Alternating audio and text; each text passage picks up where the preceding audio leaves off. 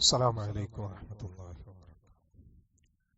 الحمد لله رب العالمين والصلاة والسلام على رسوله الأمين وعلى آله وصحبه أجمعين أما بعد. പ്രിയമുള്ളവരെ, അള്ളാഹുവിനെ സൂക്ഷിച്ച് ജീവിക്കണമെന്ന് എല്ലാവരെയും ഉണർത്തുന്നു.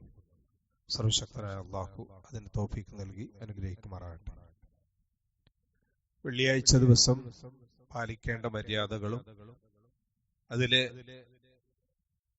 പുണ്യകർമ്മങ്ങളുമാണ് നമ്മൾ വിവരിച്ചിരുന്നത്. അവസാനമായിട്ട് അതിൽ വെള്ളിയാഴ്ച രാവിലും വെള്ളിയാഴ്ച പകലിലുമായി റസൂലുള്ളാഹി സ്വല്ലല്ലാഹു അലൈഹി വസല്ലം മേൽ സലാത്ത് ചൊല്ലുന്നതിന്റെ മഹത്വം നമ്മൾ വിവരിക്കുകയുണ്ടായി. ധാരാളം സലാത്തുകൾ വർദ്ധിപ്പിക്കാനാണ് നബി സല്ലല്ലാഹു അലൈഹി വസല്ലം പറഞ്ഞത്. മറ്റൊന്ന് സൂറത്തുൽ കഹ്ഫ് പാരായണം ചെയ്യലാണ്. റസൂലുള്ളാഹി സ്വല്ലല്ലാഹു അലൈഹി വസല്ലം പറഞ്ഞു, മൻ ഖറഅ സൂറത്തുൽ കഹ്ഫി ഫി യൗമിൽ ജുമുഅ, ആരെങ്കിലും വെള്ളിയാഴ്ച ദിവസം സൂറത്തുൽ കഹ്ഫ് പാരായണം ചെയ്യുകയാണെങ്കിൽ അല്ലാഹ ലഹു മിനൻ നൂരി മാ ബൈനൽ ജുമുഅത്തൈൻ, രണ്ട് ജുമുഅകൾക്കിടയിലുള്ള അത്രയും പ്രകാശം അവന് അല്ലാഹു നൽകുന്നതാണ്, അവന് ലഭിക്കുന്നതാണ് എന്നർത്ഥം. അപ്പൊ പ്രകാശം ലഭിക്കുക എന്ന് പറഞ്ഞാൽ അല്ലാഹുവിൽ നിന്നുള്ള ഏറ്റവും വലിയ ഒരു അനുഗ്രഹമാണ്. അപ്പൊ ആ അനുഗ്രഹം സൂറത്തുൽ കഹ്ഫ് പാരായണം ചെയ്യുന്നവർക്ക് എന്ത് ചെയ്യും? ലഭിക്കും എന്നാണ് ഈ ഹദീസിലൂടെ നബി സല്ലല്ലാഹു അലൈഹി വസല്ലം പറഞ്ഞത്. വിശുദ്ധ ഖുർആനിലെ 18-ാമത്തെ അധ്യായമാണ് സൂറത്തുൽ കഹ്ഫ്. 110 ആയത്തുകളുള്ള ഒരു സൂറത്ത്. മനുഷ്യന്റെ ജീവിതവും മരണവുമായി ബന്ധപ്പെട്ട ഉപമകളിലൂടെയും ഒരു വിശ്വാസി ഈ ദുനിയാവില് അനുഭവിക്കേണ്ടി വരുന്ന ത്യാഗങ്ങളും അതുപോലെ തന്നെ മുമ്പ് കഴിഞ്ഞുപോയ പല സംഭവങ്ങളും അതിനെന്ത് ചെയ്യുന്നുണ്ട്? വിവരിക്കുന്നുണ്ട്. വിശ്വാസ ധൈര്യവും അതുപോലെ പരലോകത്തെക്കുറിച്ചുള്ള ചിന്തയും ഒക്കെ ആ സൂറത്തിലൂടെ നമുക്ക് എന്ത് ചെയ്യുന്നുണ്ട്? ഉണ്ടാക്കി തരുന്നുണ്ട്. അപ്പൊ അത് കേവലം ഒരു പാരായണത്തിന് ഉപരി അതിന്റെ അർത്ഥങ്ങൾ ഒന്ന് വായിച്ചു നോക്കുന്നതിലൂടെയാണ് എന്ത് ചെയ്യുന്നത്? അതിലെ യഥാർത്ഥ പാരായണം ചെയ്ത പ്രതിഫലം നമുക്ക് ലഭിക്കുക. കാരണം ഈ പരലോകവും അതുപോലെ സ്വർഗവും നരകവും പിന്നെ മനുഷ്യ ജീവിതത്തിന്റെ ലക്ഷ്യം, ഇതൊക്കെ നമുക്ക് കിട്ടണമെങ്കിൽ എന്ത് വേണം? അതിന്റെ അർത്ഥം അറിയണം. അപ്പൊ അതിന്റെയൊക്കെ അർത്ഥം അടങ്ങിയിട്ടുള്ള തഫ്സീറുകളും തർജുമയൊക്കെ നമ്മുടെ പള്ളികളിൽ ഉണ്ട്. അതൊക്കെ എന്ത് ചെയ്യാണ്? നമ്മൾ നേരത്തെ വരികയാണെങ്കിൽ കഹ്ഫ് പാരായണം ചെയ്യുന്നതോടൊപ്പം അതിന്റെ തർജുമയും കൂടി ഒന്ന് വായിക്കുകയാണെങ്കിൽ നമുക്ക് എന്ത് ചെയ്യും? ഏറ്റവും കൂടുതൽ ഫലം നൽകും. 6425 അക്ഷരങ്ങളാണ് ആ സൂറത്തിലുള്ളത്. നമുക്കറിയാം, ഒരു അക്ഷരം പാരായണം ചെയ്യുന്നതിന് 10 നന്മയാണ്.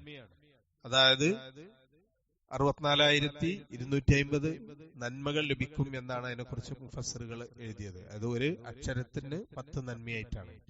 അത്രയും പ്രതിഫലം അടങ്ങിയിട്ടുള്ള വളരെ മഹത്തായ ഒരു സൂറത്താണ് സൂറത്തുൽ കഹ്ഫ് പാരായണം ചെയ്യുക. അത് വെള്ളിയാഴ്ച ദിവസം മാത്രമേ അത് പാരായണം ചെയ്യുന്നതിന് പുണ്യമുള്ളൂ. ഇബ്നു ഉമർ റളിയല്ലാഹു അൻഹുമാ അദ്ദേഹം പറയേണ്ട, റസൂലുള്ളാഹി സ്വല്ലല്ലാഹു അലൈഹി വസല്ലം പറഞ്ഞു, മൻ ഖറഅ സൂറത്തുൽ കഹ്ഫി ഫി യൗമിൽ ജുമുഅ, ഒരാള് വെള്ളിയാഴ്ച ദിവസം സൂറത്തുൽ കഹ്ഫ് ഓതിയാൽ സതഅ ലഹു നൂറും മിൻ തഹ്തി ഖദമിഹി ഇലാ അനാനിസ് സമാ യുദീഉ ലഹു യൗമൽ ഖിയാമ, അവന്റെ കാൽപാദം മുതൽ വാനോളം വരെ പ്രകാശം ഖിയാമത്ത് നാളില് അവന് ലഭിക്കുന്നതായിരിക്കും.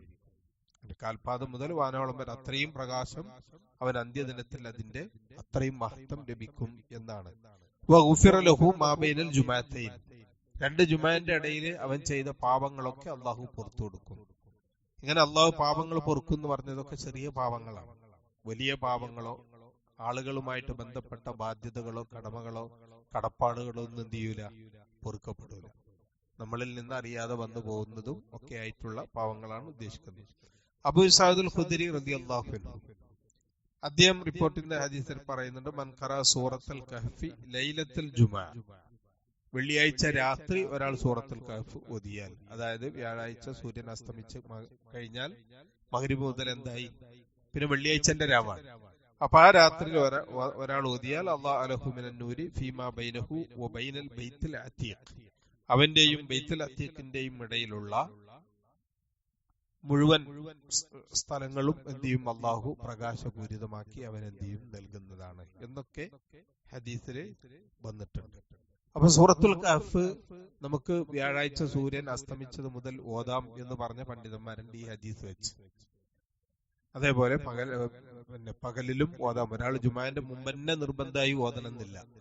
ജുമാ കഴിഞ്ഞ് ഒരാൾക്ക് ജുമാന്റെ മുമ്പ് ഓതി അത് പൂർത്തിയായിട്ടില്ല എങ്കിൽ ജുമാ നിസ്കാരം കഴിഞ്ഞിട്ട് എന്ത് ചെയ്യുക, അയാൾക്ക് ഓതാം.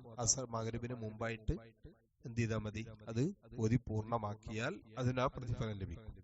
അപ്പൊ ഇത് വളരെ മഹത്തായിട്ടുള്ള ഒന്നാണ്. നേരത്തെ നമ്മൾ പറഞ്ഞിരുന്നു, ദിക്റുകള്, തസ്ബീഹുകള്, സലാത്തുകള്, ഇതൊക്കെ പിന്നെ ആയിട്ടാണ് എന്ത് ചെയ്യേണ്ടത്. വെള്ളിയാഴ്ചയൊക്കെ നമ്മൾ പള്ളിയിൽ എത്തിയാലും ഇരിക്കേണ്ടത്. വെറുതെ അവിടെ ഇവിടെയും ചാരി ഇരുന്ന് ഉറങ്ങിയിട്ടോ സംസാരിച്ചോ മൊബൈലിൽ തോണ്ടിയിട്ടൊന്നുമല്ല. അപ്പൊ ആ സമയത്തൊക്കെ നമുക്ക് എന്ത് ചെയ്യും, ഈ ദിക്റുകളും തസ്ബീഹും ഇതൊക്കെ ചെല്ലുന്നതിനും പ്രത്യേകം പുണ്യമുണ്ട്.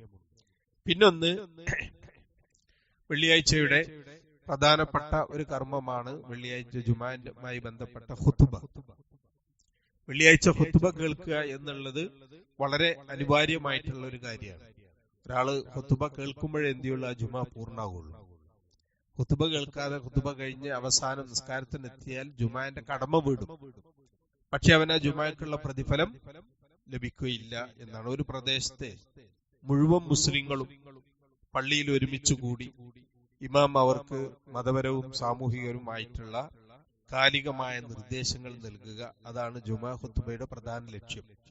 ആ ഭാഗത്തുള്ള ആളുകളെ എല്ലാ നിലക്കും ഉയർത്തിക്കൊണ്ടുവരിക, അവർക്ക് കാലികമായിട്ടുള്ള ആവശ്യമായിട്ടുള്ള ഉപദേശങ്ങൾ നൽകി അവരെ സമൂഹത്തിന്റെ ഏറ്റവും മുന്നിലേക്ക് കൊണ്ടുവരിക എന്നുള്ളതാണ് ഖുതുബയിലൂടെ പ്രധാനമായിട്ട് ലക്ഷ്യമാക്കുന്നത്.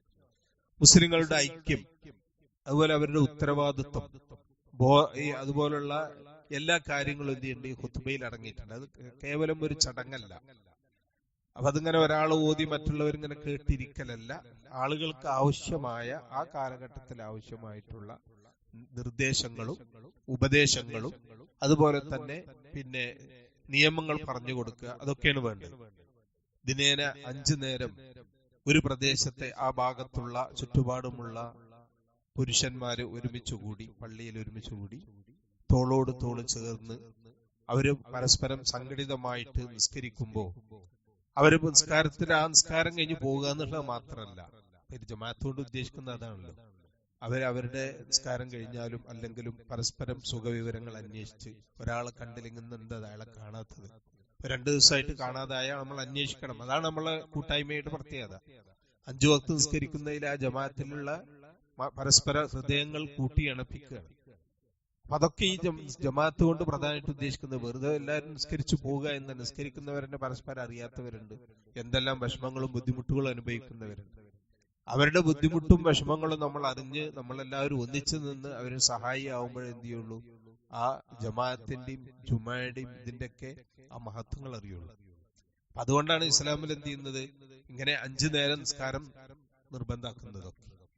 അപ്പൊ ഇങ്ങനെ ഇടപെടേണ്ട വിഷയങ്ങളാണെങ്കിൽ അതിൽ സമൂഹം ഇടപെടണം. ഇടപെടണമെങ്കിൽ എന്ത് വേണം, ജമാഅത്തിന് പള്ളിയിൽ വരണം. അത് വരുമ്പോ എന്ത് ചെയ്യും, പരസ്പരം അറിഞ്ഞും സഹായിച്ചും സഹകരിച്ചും ഒക്കെ സമൂഹമായിട്ട് ജീവിക്കാനാണ് മുസ്ലിം മനുഷ്യരോട് അള്ളാഹു കൽപ്പിച്ചിട്ടുള്ളത്. ആഴ്ചയിലൊരിക്കൽ, അതേപോലെ ഇത് ദിവസം 5 നേരം, ആഴ്ചയിലൊരിക്കൽ എന്ത് ചെയ്യുക, ആ പ്രദേശത്തുള്ള മുഴുവൻ ആളുകളെ ഒരുമിച്ച് കൂട്ടി അവരെല്ലാവരും എന്ത് ചെയ്യണം, ഒന്നിച്ചിരുന്ന് അവർക്ക് വേണ്ട ഉപദേശങ്ങളും നിർദ്ദേശങ്ങളും നൽകി പരസ്പരം കണ്ട് പിന്നെ ഒരുമിച്ച് പോകുന്നു. അതാണ് ജുമാ ഖുതുബയിലുള്ളത്. വർഷത്തിലൊരിക്കൽ ലോകത്തുള്ള മുഴുവൻ നാടുകളിൽ നിന്നും അവിടുത്തെ ഏറ്റവും പ്രധാനികളായ തലയെടുപ്പുള്ള ഏറ്റവും പ്രധാനപ്പെട്ട ആളുകളെ തെരഞ്ഞെടുത്ത് അവരെ മുഴുവൻ അറഫാ മൈതാനിയിൽ ഒരുമിച്ച് കൂട്ടി ആ ലോകത്ത് പിന്നെ അവർക്ക് ആ കാലഘട്ടത്തിൽ വേണ്ടുന്ന ഏറ്റവും വലിയ ഉപദേശങ്ങൾ നൽകി അവരവരുടെ നാടുകളിലേക്ക് തിരിച്ചുപോയി ആ ഉപദേശം അവരിലേക്ക് കൈമാറി. അങ്ങനെ ലോകത്തുള്ള മുഴുവൻ വിശ്വാസികളും ഒരു ഐക്യത്തോടെ ഒരേ ചിന്തയോടുകൂടി ഒരേ നിലക്ക് അള്ളാഹുവിലേക്ക് അടുക്കുക. അതാണ് ഇതുകൊണ്ട് പ്രധാനമായിട്ടും ഉദ്ദേശിക്കപ്പെടുന്നത്. അപ്പം മനുഷ്യർ തമ്മിൽ ഉണ്ടായിരിക്കേണ്ട ഐക്യവും ഉത്തരവാദിത്വവുമാണ് ഈ സമൂഹമായിട്ട് നിർവഹിക്കുന്ന ഈ ഇബാദത്തുകളിലൂടെയൊക്കെ അതിലും മറ്റൊന്ന് നമ്മളെ പഠിപ്പിക്കുന്നത്.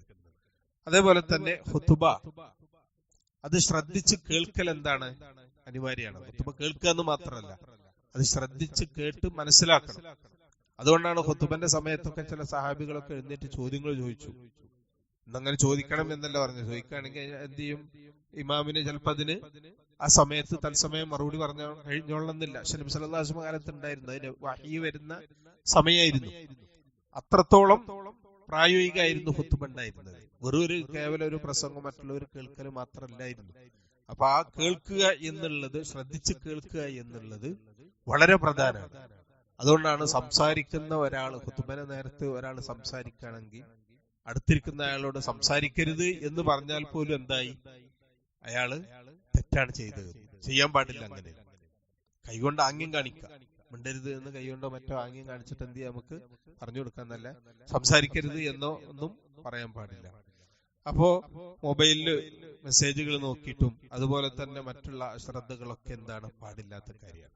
നബി സല്ലല്ലാഹു അലൈഹി വസല്ലം പറഞ്ഞു, ഇദാ ഖുൽത ലിസാഹിബിക യൗമൽ ജുമുഅ, വെള്ളിയാഴ്ച ദിവസം വൽ ഇമാം യഖ്തുബ്, ഇമാം ഖുത്ബ ഓതിക്കൊണ്ടിരിക്കുന്ന സന്ദർഭത്തിൽ നിന്റെ സഹോദരനോട് നീ അൻസിത്, ശ്രദ്ധിച്ച് കേൾക്ക്. അൻസിത്ത് പറഞ്ഞാൽ ശ്രദ്ധിച്ച് കേൾക്ക്, ഖുത്ബ കേൾക്ക് എന്ന് പറഞ്ഞാൽ ഫഖദ് ലഗൗത്, നീ ചെയ്തത് ഒരു അനാവശ്യ പ്രവൃത്തിയാണ്, ചെയ്യാൻ പാടില്ല, ലഘുവാണ് ചെയ്തത്, തെറ്റായ കാര്യമാണ് ചെയ്തത്. ആരോടാ പറഞ്ഞത്? സംസാരിച്ച ആള് ചെയ്തത് എന്തായാലും തെറ്റാണ്. സംസാരിച്ച ആളോട് നീ സംസാരിക്കരുത് എന്ന് പറഞ്ഞത് പോലും ലഘുവാണ് എന്നാണ് നബി സല്ലല്ലാഹു അലൈഹി വസല്ലം പറഞ്ഞത്. അതേപോലെ തന്നെ നബി സല്ലല്ലാഹു അലൈഹി വസല്ലം നഹ അനിശ്ശിറാഇ വൽ ബൈഇ ഫിൽ മസ്ജിദ്, പള്ളിയിൽ വിൽക്കലും വാങ്ങലും കച്ചവടം നടത്തൽ, ക്രയവിക്രയങ്ങൾ ഇതൊക്കെ നിരോധിച്ചിട്ടുണ്ട്. പള്ളിയിൽ നമുക്ക് കച്ചവടം നടത്താൻ പാടില്ല. ചിലവര് മൊബൈലിലൂടെ എന്ത് ചെയ്യും, ഓൺലൈൻ ബിസിനസ് നടത്തും, ഒക്കെ തെറ്റാണ്. അതേപോലെ ബിസിനസ്സുമായി സംബന്ധപ്പെട്ട ഒന്നും പള്ളിയിൽ നടത്താൻ പാടില്ല. വാൻ തൻശുദ ഫീഹി ളാല്ല, നഷ്ടപ്പെട്ട ഏതെങ്കിലും വസ്തു പള്ളിയിൽ കിട്ടിയിട്ടുണ്ടോ, എന്റെ അടുത്ത് കളവ് പോയിട്ടുണ്ടോ, ആർക്കെങ്കിലും കിട്ടിയിട്ടുണ്ടെങ്കിൽ തരണം എന്ന് പള്ളിയിൽ വിളിച്ചു പറയാൻ പാടില്ല. അതൊന്നും പള്ളിയിൽ അന്വേഷിക്കേണ്ട, അതൊക്കെ പള്ളിയുടെ പുറത്താണ്. അപ്പം പള്ളിയുടെ ഉള്ളില് അത്ര ഇതൊന്നും പാടില്ല എന്ന് നബി സല്ലല്ലാഹു അലൈഹി വസല്ലം. ചില ഹദീസിൽ വരുന്നുണ്ട്, മൻ സമിഅ റജുലൻ യൻശുദു ളാല്ലത്തുൻ ഫിൽ മസ്ജിദ്, പള്ളിയില് നഷ്ടപ്പെട്ട സാധനം വിളിച്ചു പറയുന്ന ആളെ ആരെങ്കിലും കേട്ടാൽ ഫൽയഖുൽ, ആ കേട്ടവൻ പറയട്ടെ, ലാ റദ്ദഹല്ലാഹു അലൈഹി, അല്ലാഹ് നിനക്ക് തിരിച്ചു തരാതിരിക്കട്ടെ, നിനക്ക് തിരിച്ചു കിട്ടാതിരിക്കട്ടെ. ഫൈനൽ മസാജിദ ലം തുബ്ന ലിഹാദാ, നബി സല്ലല്ലാഹു അലൈഹി വസല്ലം കാരണം പറഞ്ഞു, പള്ളി ഇതിനൊന്നും ഉണ്ടാക്കിയതല്ല. ഇങ്ങനെ നഷ്ടപ്പെട്ട് വിളിച്ചു പറയാനും അല്ലെങ്കിൽ പിന്നെ ലേലങ്ങൾ ചെയ്യാനും പരസ്യങ്ങൾ ചെയ്യാനും ഇതിനൊന്നും പെട്ടതല്ല ഇത് പള്ളി. പിന്നെ എന്തിനുള്ളതാണ് പള്ളി എന്ന് പറയുന്നത്? അള്ളാഹുവിനെ ഓർക്കാനും അതേപോലെ തന്നെ ദിക്റുകളും സലാത്തുകളും ഖുർആൻ പാരായണം ദുആ ഇതൊക്കെ വേണ്ടി ചെയ്യാനുള്ള ഇബാദത്തുകൾ ചെയ്യാനുള്ളതാണ്. അതേപോലെ നബി സല്ലല്ലാഹു അലൈഹി വസല്ലം പറഞ്ഞു, യൻശുദ ഫീഹി ശഅർ, പള്ളിയിൽ ഗാനം ആലപിക്കൽ നബി സല്ലല്ലാഹു അലൈഹി വസല്ലം വിലക്കി. വനഹ അനിത് തഹല്ലുഖി ഖബ്ല സലാത്തി യൗമിൽ ജുമുഅ, വെള്ളിയാഴ്ച ദിവസം പള്ളിയിൽ ജുമുഅന്റെ മുമ്പ് വട്ടമിട്ടിരിക്കുന്നത് വരെ നബി വിലക്കി. ഹലക്ക എന്ന് പറയുന്നത് വട്ടമിട്ട് നടന്നിട്ടുണ്ടെങ്കിൽ യോഗം കൂടുക.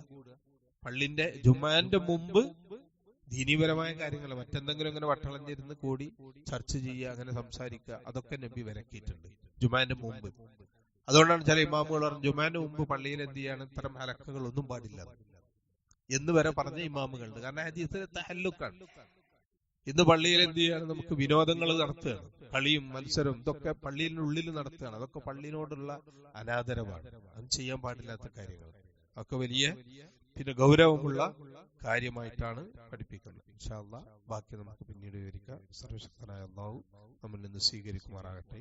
വസല്ലല്ലാഹു അലാ മുഹമ്മദിൻ വഅലിഹി വസഹ്ബിഹി വസല്ലം. അസ്സലാമു അലൈക്കും.